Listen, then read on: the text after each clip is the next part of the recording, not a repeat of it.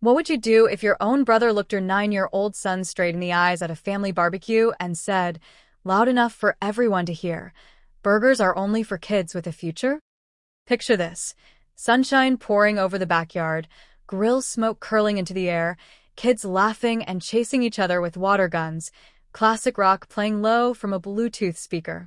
It was supposed to be one of those perfect summer days.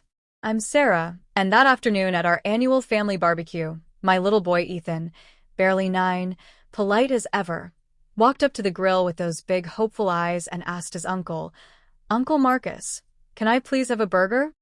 Marcus didn't even pause.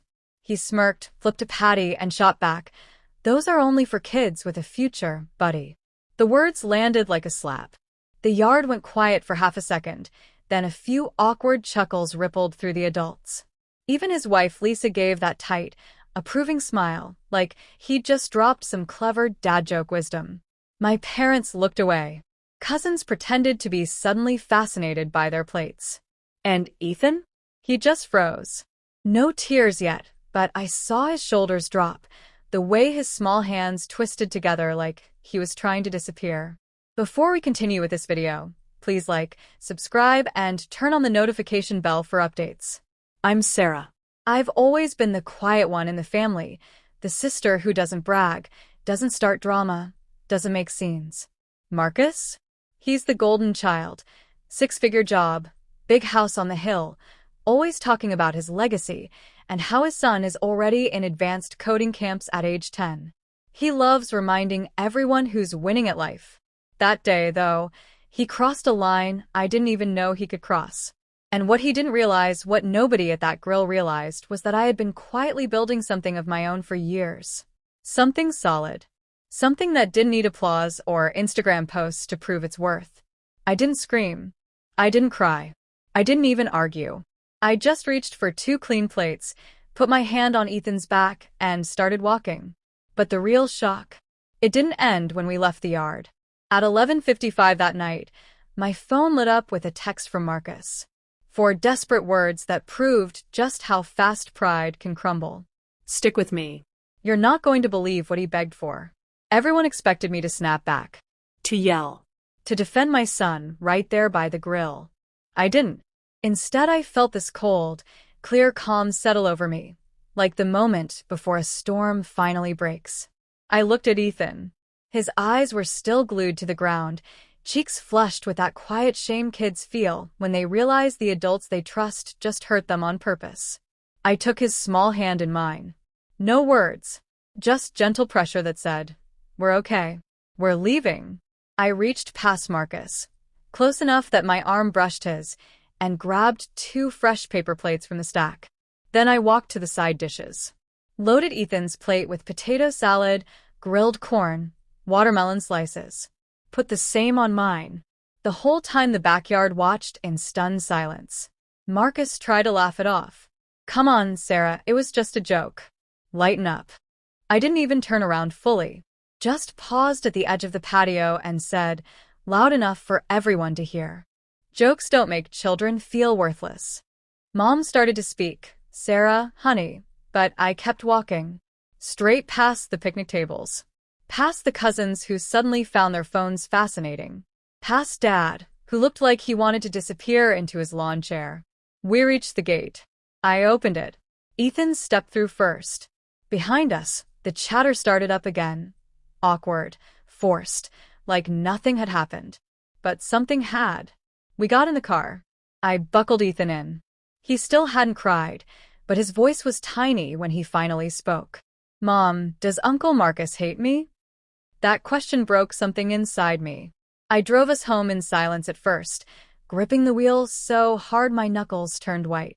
But what I did when we got inside and what happened at 11:55 that night would make Marcus wish he'd never opened his mouth. Have you ever had a child ask you a question that cuts straight through your heart? "Mom, does Uncle Marcus hate me?" Ethan's voice was so small in the back seat. I glanced in the rearview mirror. His eyes were wide, searching my face for reassurance. I pulled over right there on the side of the road because I couldn't drive through the lump in my throat. "No, baby," I said, turning fully to look at him. "He doesn't hate you. He's just mean sometimes." And that's on him, not you. He nodded slowly, but I could see the doubt still flickering there. We got home. I made him his favorite grilled cheese instead of the burger he'd been dreaming about all week. We ate on the couch watching cartoons. He laughed at the silly parts. But every so often he'd go quiet, like the words were replaying in his head. I didn't push. I just held him close. Later, after he fell asleep with his head on my lap, I stared at my phone. No calls. No texts. The family group chat was dead silent, unusual for them. I thought maybe that was it. Maybe they'd all pretend it never happened. Then the clock hit 11:55 p.m. My phone buzzed once. Sharp. Insistent. Marcus's name lit up the screen. I opened the message. And what he wrote next made my stomach drop. Have you ever watched someone who spent years acting superior suddenly realize their whole world is crumbling? 11:55 p.m. The house was dark except for the blue glow of my phone. Marcus's text popped up. We need to talk. Please. I stared at it. Didn't reply. 2 minutes later, another buzz. Look, I was out of line today. I'm sorry. It was a stupid joke. Ethan's a good kid. Still nothing from me. Then the messages started coming faster. I didn't mean it like that. Can we just forget it happened? Then the shift, the real desperation leaked through. Sarah, things are bad at work. Really bad. They're talking layoffs next month. My bonus is gone. The mortgage. I can't lose the house. A long pause. 3 dots dancing. Then, you've always been good with money. That side business of yours, I know it's doing well. Could you maybe spot me $15K? Just to bridge the gap. We're family. You wouldn't let me crash and burn, right? I almost laughed out loud in the quiet living room. The man who'd publicly declared my 9-year-old had no future was now terrified of losing his own. He kept typing. Please. For old time's sake. I sat there in the dark, thumb hovering over the keyboard. What I typed back next would seal everything. I stared at those pleading texts in the dark. The irony hit like a freight train. The same man who'd sneered that my son had no future was now begging me, the quiet sister he'd always dismissed, to save his. My thumbs hovered. I could feel the old patterns trying to pull me back in, be the peacemaker, smooth things over, keep the family together. But Ethan's face from earlier flashed in my mind, small, hurt, questioning if his own uncle hated him. No. I typed 4 words. You made it clear who has a future. Work on yours. Sent. Then I blocked his number. The phone went silent. For about 20 minutes. Then the family group chat exploded. Mom. Sarah, what is going on? Marcus is beside himself. Dad. He says you won't help him. Is this true? Lisa. This is cruel. We're struggling, and you just turn your back. Marcus must have told them everything, minus the part where he humiliated my child first. The next morning, Ethan woke up, stretched, and asked quietly, Mom, can we make burgers today? Just us. We did. In our tiny kitchen, laughing. No judgment.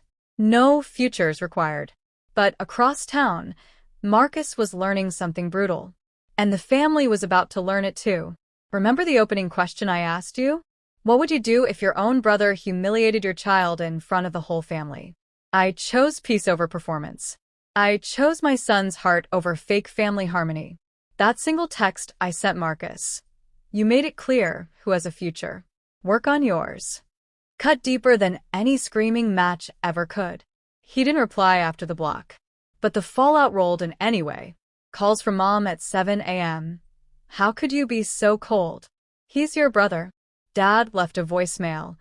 We raised you better than this. Lisa sent a long paragraph about forgiveness and blood being thicker than water. I let them all go to voicemail. Because here's the truth they never wanted to face.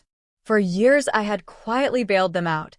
Small loans to Marcus when his sure-thing investments tanked, covering Mom's medical copays without fanfare, helping cousins with down payments. Never once did I post about it. Never once did I throw it in anyone's face. Marcus? He broadcasted every promotion, every vacation, every win. And when his empire started cracking, the mask fell off. Ethan and I made those burgers at home. Simple. Juicy. No rules about futures. Just ketchup smiles and laughter that actually felt real. Marcus learned something permanent that week. Family isn't owed your dignity or your bank account just because they share DNA. If you've ever had to draw that line with toxic relatives, type boundaries in the comments. Share your story below. I read everyone. If this hit home, smash that like button. Subscribe for more stories where real people choose themselves. Turn on notifications. You won't want to miss what comes next. Protect your peace. And protect your kids harder. I'll see you in the next one.